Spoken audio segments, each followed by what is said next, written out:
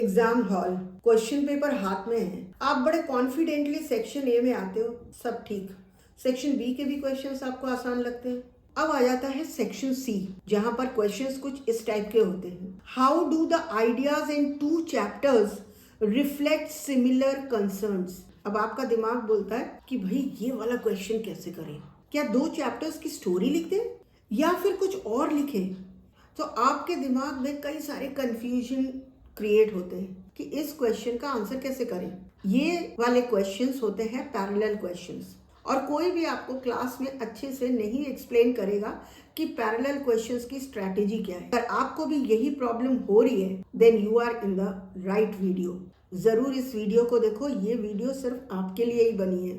Hi, this is POLYBAN teachers and I am Sagurika Banerjee. Once again, I am back with another exciting video for the students of class 12th who are facing difficulty in solving the parallel questions in literature. So let's do this.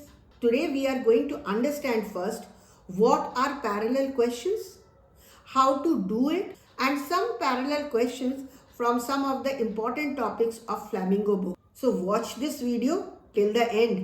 तो सबसे पहले मैं आपका एक confusion तो दूर करना चाहूँगी, और वो है व्हाट आर पैरेलल क्वेश्चंस। ये पैरेलल क्वेश्चंस होते क्या हैं? Let's see. Parallel questions does not mean comparing 2 stories and parallel questions does not require any story.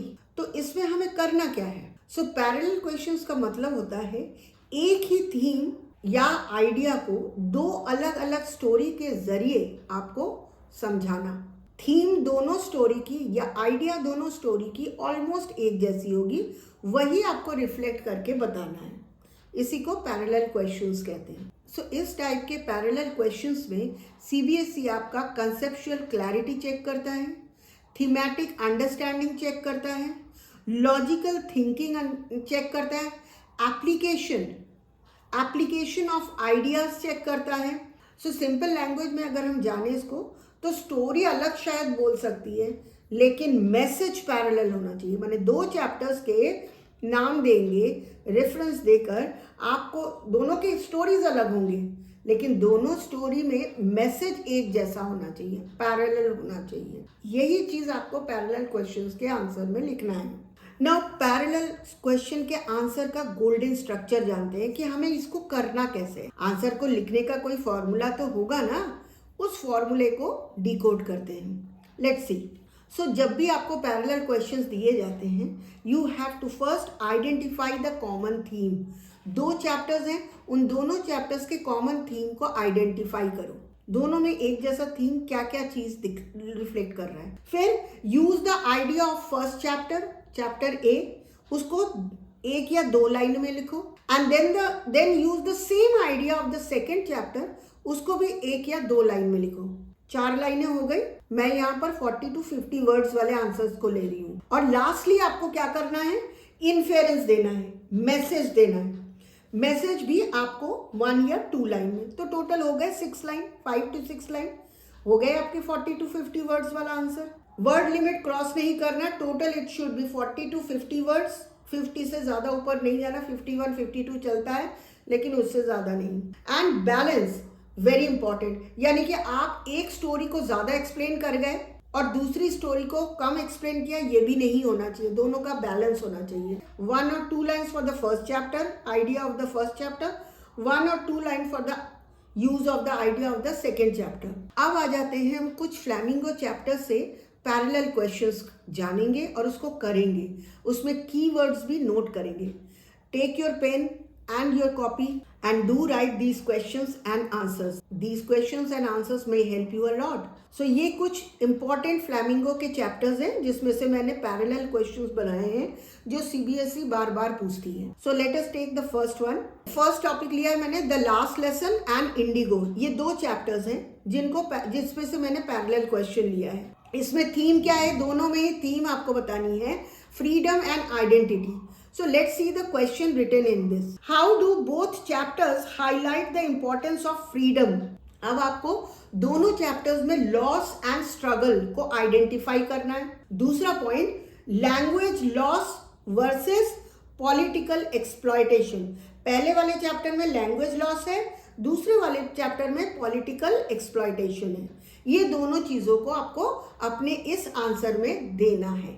अब एक सैम्पल आंसर इसका करते हैं। Let's see. Both chapters highlight the value of freedom.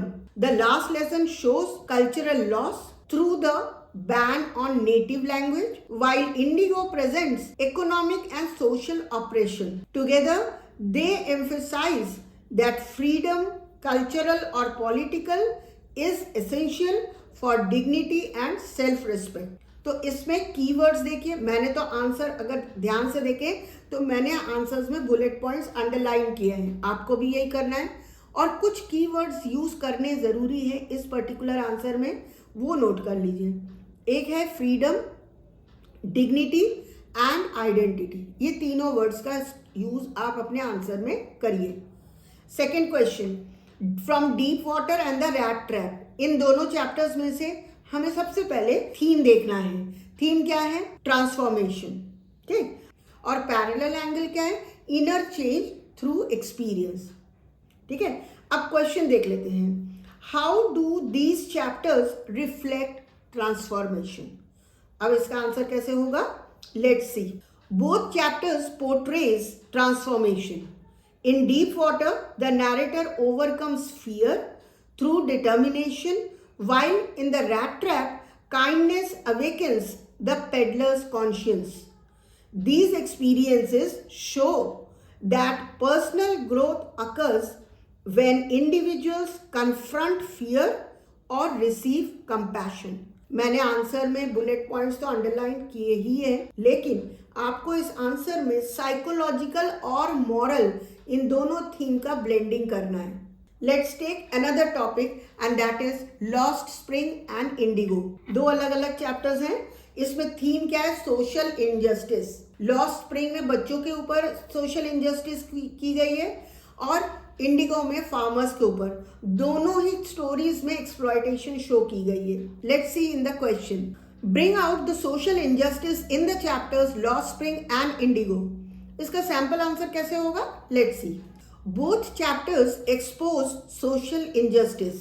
Lost Spring highlights child labor and poverty, while Indigo shows the exploitation of farmers. Together, they reveal how the powerless suffer due to unequal systems and the indifference of those in authority. Again, bullet points को mark करिए और ये अपने answer में जरूर लिखिए। Let's take the next topic and that is the enemy and the rat trap. इसमें theme क्या है? Humanity above rules. दोनों ही चैप्टर में ह्यूमैनिटी को ऊपर रखा गया है रूल से। Let's see how. Parallel question angle जो होगा ना, वो moral choice over social expectation पे होगा। आंसर आपका कैसा होना चाहिए? Both chapters emphasise humanity above social rules.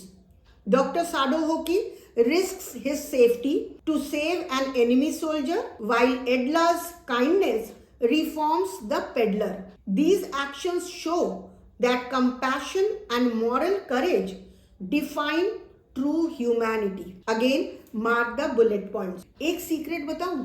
CBSE loves morality based parallel questions. तो इस टाइप के क्वेश्चंस आ सकते हैं। अब जानेंगे स्ट्रैटेजी। इन आंसर्स को लिखने की तैयारी कैसे करनी है। अभी तो बोर्ड एग्जाम्स आने वाले हैं ना, आप अपनी तरफ से तैयारी कैसे करोगे? मैंने आपसे कहा था ना, रट्टा नहीं करना, लेकिन इन आंसर्स को पढ़कर आप समझो कि अगर क्वेश्चन पैरेलल क्वेश्चन आते हैं तो उसमें करना क्या है। उसकी प्रिपरेशन के लिए सबसे पहले एक थीम चार्ट बनाइए, ठीक। उसमें क्या करेंगे? चैप्टर वाइज थीम को लो और उसके कीवर्ड्स लिखना शुरू करो। Next, practice word control. जो 40 to 50 वर्ड वाला लिमिट है ना, उसी में आंसर करना है, इसकी प्रैक्टिस करिए। तीसरा, लर्न सिग्नल वर्ड्स। कुछ सिग्नल वर्ड्स हैं जो कीवर्ड्स मैंने हर एक आंसर के बाद दिया था ना, उसी टाइप के कुछ कीवर्ड्स तो आपको आंसर के साथ लिखने ही है, लेकिन कुछ वर्ड्स ऐसे हैं जो हर एक आंसर में ऑलमोस्ट सेम होते हैं। जैसे बोथ, आपने देखा होगा कई सारे आंसर्स बोथ से स्टार्ट हो रहे हैं। जैसे सिमिलरली, जैसे वाइल, जैसे टुगेदर, जैसे हाउएवर। इन वर्ड्स का अपने आंसर में, पैरेलल आंसर्स में ज़रूर यूज़ करिए। So if you follow this approach, then parallel questions will be easy for you to write. I hope this strategy helps you a lot. If the strategy helps you, then please put a like and do write in the comment section which other topics you want me to explain in the next videos. And also subscribe my channel, that is POLYBAN Teachers, to get more informative and educational videos specially made for English. Till we meet again, bye bye.